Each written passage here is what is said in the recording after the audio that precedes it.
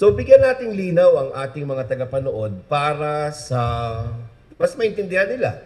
Ano ba talaga ang human papillomavirus or HPV at bakit ba ito konektado sa cervical cancer? Napakakaraniwang virus no, na ipapasa sa pamamagitan ng skin-to-skin contact. Pero kadalasan, ito ay sa sexual contact. So tinatayang 8 sa 10 babae ay maaaring magkaroon ng HPV infection sa kanilang lifetime. Kadalasan, ito ay walang sintomas at kusa itong nawawala. Ngunit may ilang uri ng HPV. Ito yung tinatawag na high-risk types na maaaring magdulot ng cervical cancer.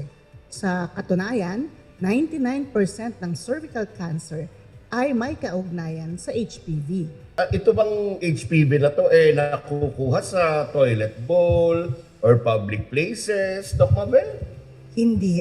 Ang HPV ay nangangailangan ng direct, intimate contact para maipasa.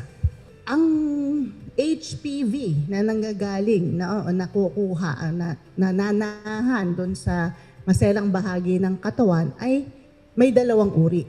So, ang low-risk HPV ay mababa ang panganib, hindi nagdudulot ng cancer, pero maaring magdulot ng genital warts o kulugo. Ito ay benign at hindi cancerous na lesions. No? Ang high risk o yung mataas ang panganib, ito naman ang HPV na maaring magdulot ng cervical cancer at iba pang cancer sa ibang parte ng katawan. Sa Pilipinas, batay sa pag-aaral, pinakakaraniwang HPV type na nakikita sa cervical cancer ay yung HPV type 16.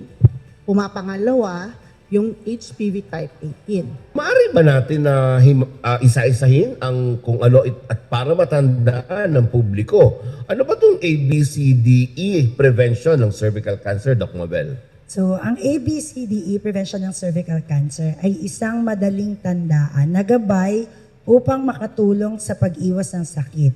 Ang A, ibig sabihin ay abstinence o pag-iwas sa pakikipagtalik o pagpapaliban sa pakikipagtalik sa murang edad upang mabawasan ang panganib ng HPV infection.